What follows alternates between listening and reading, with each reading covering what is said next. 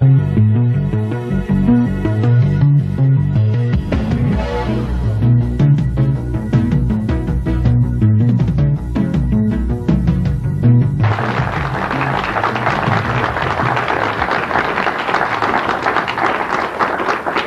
to the Prophecy Club, where we study and research Bible prophecy. Our topic for this segment is evolution, foundation for the Antichrist. We know that the Antichrist is coming, and most of us believe that he's alive these days. But how is it that some man could come in and rule the world for 3.5 years? He has to be standing on a foundation of lies. And we believe part of that foundation is evolution. Our speaker tonight is one of America's best on that topic. He has 15 years service as a science teacher. He has a doctorate in 7 years. He's for the last 7 years, he's been going across America speaking out about evolution versus creation. And in that time, he's had 27 debates, never having lost one. Been on some 2,000 radio programs. He's booked 2 years in advance to speak. He speaks over 700 times a year. Will you help me welcome Dr. Kent Hovind? Thank you, brother. All right. Well, it is good to be here this evening. As you mentioned, my name's Kent Hovind, has been for quite a while. I was a high school science teacher 15 years, and now talk about creation, evolution, and dinosaurs. If this is the only session you're getting to see, you've already missed a whole bunch of material. We've talked about in the first couple of sessions, and you can get all my stuff on videotape. We talked about the age of the earth. You know, the Bible teaches the earth is only about 6,000 years old. The evolution view says it's billions of years old. Somebody is wrong. And the Bible would indicate that dinosaurs lived with Adam and Eve in the Garden of Eden. They were just part of the normal creation. And so for the first 1,600 years of human history, things were very different before the flood came. Things were huge. We cover all that on videotape. And number one, about why the people used to live to be 900 and all this kind of thing, and how dinosaurs fit in. But tonight I want to share with you what the theory of evolution has done for the world. There is no question the kids are being taught evolution in the textbooks. That's without question. But what is it doing for the world? And why? And who's behind all this? Is there a smoke-filled room someplace where we can go, find the people that are in charge of this? I think it's much higher than that. There probably are a lot of smoke-filled rooms and conspiracies, no question, but this is Satan versus God. Yeah. Even those folks in those smoke-filled rooms trying to have their little conspiracy, they don't even fully comprehend the real battle and what's going on. The problem is people have rejected God's authority. They don't want God to reign over them. It started with Lucifer in the Garden of Eden. Lucifer, Satan, came to Eve in the Garden of Eden, and he said to the woman, "Yea, hath God said, ye shall not eat of every tree of the garden?" First thing he said was a question in Genesis chapter 3. The second thing he said was, "Ye shall not surely die," calling God a liar. And the third thing Satan said to Eve, he said, "Ye shall be as gods." Satan started this lie that man can become like God. And it's a lie, and that's really evolution in a nutshell. Ye shall be as gods. That's where the whole idea got started. It started with Satan. It didn't start with Charlie Darwin. It started with the devil. Actually, he's the one who wants to be God. Lucifer wants to be God. Isaiah 14, Lucifer said, "I will ascend into heaven. I will exalt my throne above the stars. I will sit upon the mount of the congregation in the sides of the north. I will ascend above the heights of the clouds. I will be like the Most High." See, the devil wants to be God. But the job is not available. So he's all upset about that. And he can't be God. So he's mad at God. But he can't do anything to God. At us. Because we are made in God's image. See, that's why the devil hates you. You remind him of God. He hates humanity, period. He wants to destroy the human race. Financially, emotionally, physically, spiritually, every way he can, he wants to destroy everything about what God has made. So you have to look at this from a heavenly perspective before you're going to comprehend what on earth is happening. What is going on? Satan said, "I want to be like the Most High." And he started a rebellion against God about 6,000 years ago. And we could trace the history of this long war against God. There's a tremendous book by Henry Morris, a good friend of mine in California, who's the president of the Institute for Creation Research. you want to get that book, you can call 619-448-0900 and get their catalog from ICR. Great material. Best book on the history of the evolutionary theory that I've seen is that one. But this is really Satan versus God.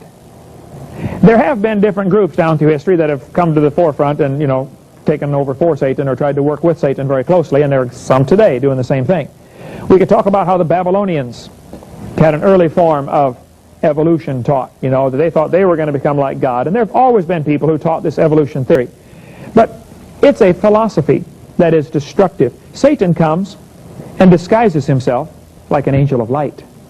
I'm here to help you. Eve, how would you like me to show you how you can become like God? God's hiding something from you, Eve. He knows that if you eat off that tree, you can become like God. Satan lied to her, and she fell for it. Adam came along and realized what she'd done, and Adam voluntarily became sin to save Eve, just like Christ voluntarily became sin to save us. He knew what he was doing. Adam knew what he was doing. Eve was deceived, it tells us in 1 Timothy. Adam wasn't deceived. But Satan disguises himself like a messenger of light. Hey, I'm here to help you, Eve. I think Satan is using this evolution philosophy to lead millions to hell. Countless millions over the last 6,000 years have gone to hell because Satan has deceived them. See, evolution is not science. It's a philosophy. It's a way of life. The Bible warned us, a way of looking at life. The Bible warned us in Colossians chapter 2 to beware lest any man spoil you through philosophy and vain deceit. You see, what you believe determines how you behave. Your philosophy is extremely important. And there's only two choices. Either there is a God or there isn't. If there is a God, we better find out who he is and what he wants and do what he says. If there is no God, then how do you decide what's right and wrong? Evolution is a philosophy that allows man to psychologically get rid of God where he can become God. He decides if it's right or wrong. You need to be cautious about your philosophy because the evolution philosophy, if you really follow it through and think about it, it changes your whole way of looking at the world. You see, if evolution is true, man is just an animal, right? Just a higher animal, that's all we are. And animals would have the same rights that we do. Animal rights activists, huh? That comes from their philosophy of evolution, folks. If evolution is true, only the strongest have a right to survive. The weakest should be eliminated. Don't you pull the weeds out of your garden? If you believe in evolution, maybe these weaker, inferior humans should be eliminated. I see where that would lead in a short time. If evolution is true, might makes right. You're the strongest, you got the right to rule the world. King of the jungle. Inferiors should be eliminated. One of the races of humans must be superior to the rest. Isn't that a normal following or corollary to the evolution theory? Oh yeah. Protection of the world and the environment is our duty because we have evolved the farthest. We need to save the planet. Flows right from the same philosophy. There are no absolutes about right and wrong. Professors sometimes say that when I do debates at universities. They'll say, there are no absolutes. I say, are you absolutely sure? If there are no absolutes, how can you be so sure? By the way, I tell them, if your brain is nothing but a collection of chemicals that got together by random chance over billions of years, how can you trust your thoughts and your reasoning process?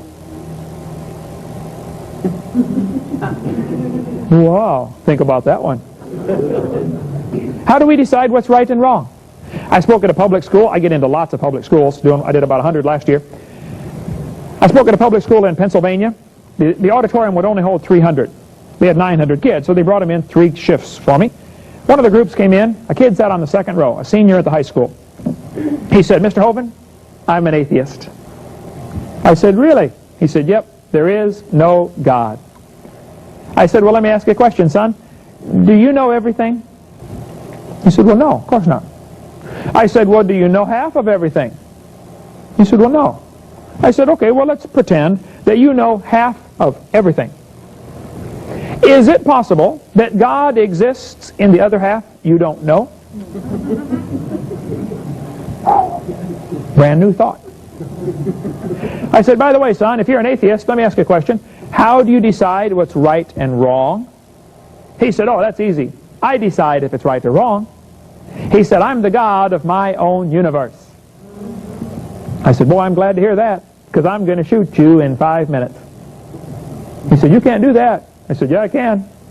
I'm the God of my own universe. I decided it's fine. How do we decide what's right and wrong? Somebody says, that's wrong. Oh, yeah? Says who? See, America started off with Christian foundations where we had, thus saith the Lord. That's says who. But we've left that, haven't we? Yes. Now how do we decide what's right and wrong? We've degenerated into a democracy where we decide right and wrong based on what the majority wants. We started off to be a constitutional republic. Starting off, our foundations were, thus saith the Lord. God decides. You see, the two basic forms of government here, the two basic philosophies of government are evolution and creation.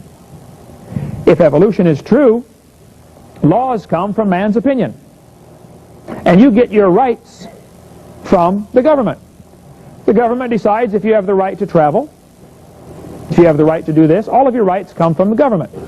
But if creation is true, then we have inalienable rights that are endowed by the Creator. Ooh, big difference. It's kids, you tell kids in school, hey, you shouldn't steal. Well, why not? Because God says you shouldn't steal. That's why not. But if there is no God, what are you going to tell them? Because it's not nice. Well, that won't cut it. We've lost a whole generation because of our philosophy we're giving them, folks. Yes. See, America was a constitutional republic when we started. Because our founding fathers, even though they weren't all Christians, but a lot of them were, Bible-believing Christians. But they had a biblical philosophy. They gave us a republic. When Ben Franklin walked out of the building, one of the ladies said, Mr. Franklin, what kind of government did you give us? He said, a republic, if you can keep it. Republics are hard to keep. We've lost ours, folks. We are not a republic anymore. We have degenerated to a democracy, and the next step is totalitarianism. We're that close to becoming a totally socialistic and then communistic country in America. You watch, it's going to happen real soon. We've become the land of the free and the home of the slave. It's happening. Charles Darwin wrote this book. It's right here. The Origin of Species, 1859. Now, that wasn't the whole title to the book. I'll show you the whole title in just a minute. Back in those days, they had long titles on their book. But they call it The Origin of Species. Now, hold it. What is a species? You know, he never does talk about the origin of species in The Origin of Species. He never does talk about it. The Bible never says they bring forth after their species. The Bible says they bring forth after their kind, right? Now, what is a kind? Well, I would say a wolf and a dog are the same kind of animal. I mean, stand back and look at it. It's not a turtle, okay? A horse and a zebra are the same kind of animal. Now, they may not be the same species, but they're the same kind. And we've never seen an animal bring forth something other than the same kind. Never seen that. But the textbooks talk about the speciation as if this is part of evolution. There was a vocabulary breakdown back in the 1800s when Darwin's book came out. They were looking for the origin of species. God never said anything about that. The origin of their kinds. That's all we've ever seen, is animals bring forth after their kind. Anyway, these may be different species of monkeys, but they're the same kind of animal. And noticing that just because man has classified them as different species does not mean God classified them as different kinds.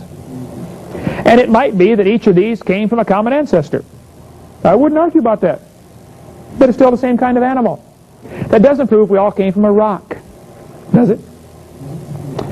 Anyway, excuse me. Here's the whole title to Darwin's book. The Origin of Species by Means of Natural Selection, or the Preservation of Favored Races in the Struggle for Life. Ooh, favored races? Charlie, that's not politically correct. Well, back in the 1800s, it was. You see, back in the 1800s, nearly everybody was a racist. A lot of the advanced nations were going to these third world countries to try to colonize them, right? So they could steal their gold and rubies and diamonds for pay the guys a nickel a week, you know, to work for them. You have to understand the climate of the 1800s, particularly the early 1800s, when evolution became popular, before Darwin ever came on the scene. Charlie Darwin's grandpa, Erasmus Darwin, came up with everything Darwin did. Darwin never gave credit to his grandpa, by the way, but I'm sure he stole all the ideas from him. But Charlie Darwin, when his book came out in the mid-1850s, 1859, racism was popular. It was acceptable to be a racist. Today it's unacceptable. Darwin thought natives were just advanced animals. Well, that fits with the times. We had slavery in America in 1859, didn't we? Yeah. Civil War hadn't started yet. They bought and sold them like cows. Matter of fact, they packed them onto ships and brought them over here. They calculated how many they could get on the ship. They estimated that 1/2 of them would die en route to the New World. They chained them to the deck and left them for 2 weeks. I mean, that's where they slept, that's where they ate, that's where they went to the bathroom. They didn't move, chained to the deck for 2 weeks. 1/2 of them died. It's no big deal. Just like cows, throw it away, get a new one. That's the way they thought, folks. What's the matter with these people? Well, the problem is their philosophy.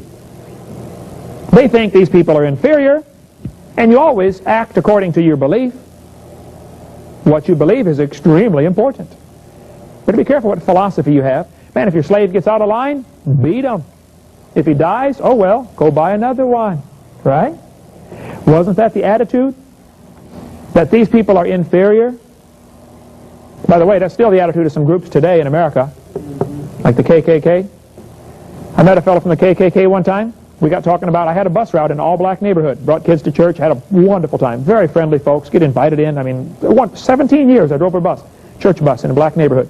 Great ministry. This fellow from the KKK told me, black people don't have souls. He told me that to my face. I don't know if they all believe that, but that fellow did.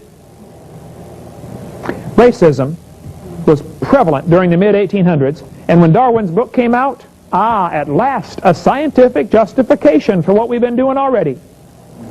Sold all 1,200 copies in the first day, first printing. There might have been a cover up there. They think maybe one guy arranged to have them all bought so it would look like a runaway bestseller. But anyway, they did sell them all the first day. 1,200 copies.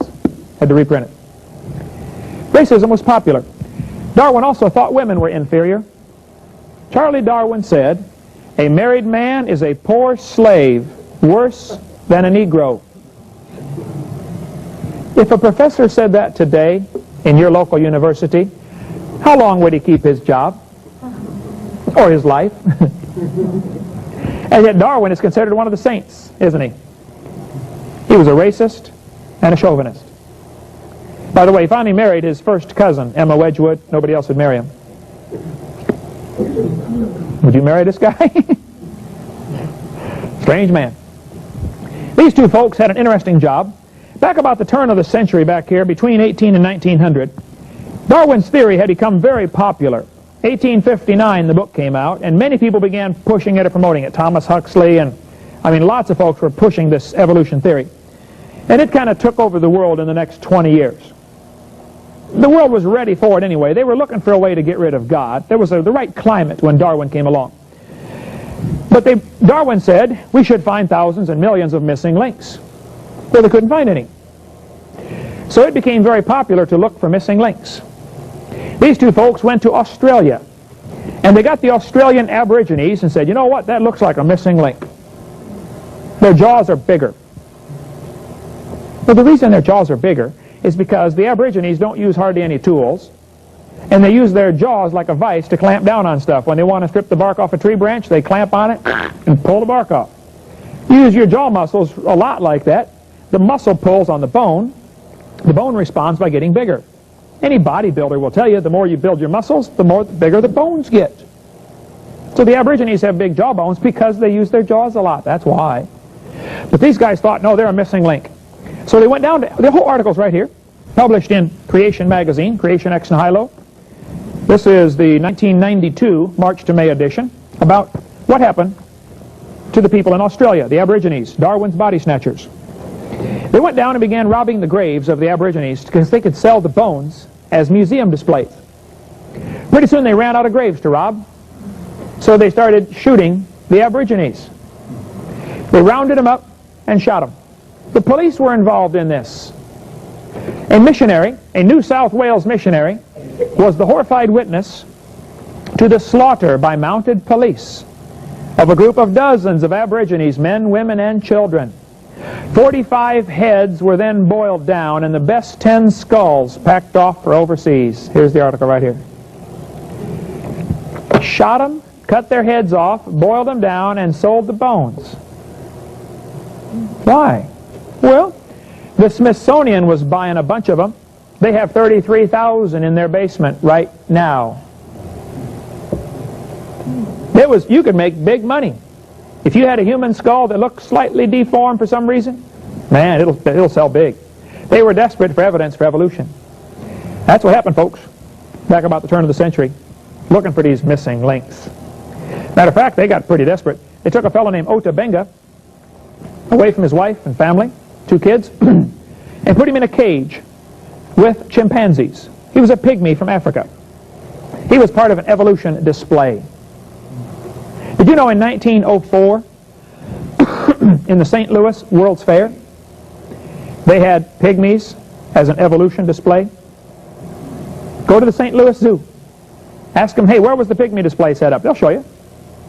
This was part of the evolution display, 1904. Talk about racism. Oh, yeah. Karl Marx was greatly affected by this theory.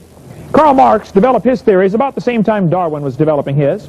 But Karl Marx would have been just a little footnote in history. Nobody would have paid any attention to Karl Marx if it hadn't been for Charles Darwin's theory coming along. See, Karl Marx claimed to be a Christian.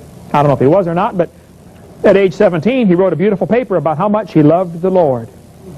And then Karl Marx went off to college. And in college, a professor turned him away from Christianity. You know, I wonder how many Christian kids have gone off to secular colleges and had their faith destroyed. It seems like every secular college or university has a couple of professors who they think it's their duty in life to ruin Christians, don't they? I remember when I went to college, first day in sociology class, first day, the professor said, are there any Christians in the room? I raised my hand. I was 19, I got saved when I was 16. He said, I looked around, I said, I guess I'm the only one, sir. He said, Mr. Hovind, you a Christian? I said, yes, sir. He said, let me ask you a question. Can God do anything? I said, yes, sir. By the way, that's not true. There are many things God cannot do. He cannot learn. He already knows it all. He said, Mr. Hovind, let me ask you a question. If God can do everything, can God make a rock so big he can't lift it? I said, I don't know, sir, but I know he can make one so big you can't lift it. No problem. You know, they use questions like that to destroy some kid's faith. By the way, I've learned a good answer to that one. Jesus often answered a question with a question, right? Especially a dumb question like that. If somebody asks me that question, can God make a rock so big he can't lift it? I'll ask him this question. I'll say, have you ever had geometry? You ever studied geometry? They typically will say yes. I say, tell me, can you tell me the definition of a line? Yeah. A line goes forever in both directions. Very good. Now, can you tell me the definition of a ray? We'll say, oh, yes. A ray goes forever in one direction. Oh, very good. Now, let me see if I got this straight. A line goes forever in both directions, and a ray goes forever in one direction. All right, let me ask you a question. Which one's longer?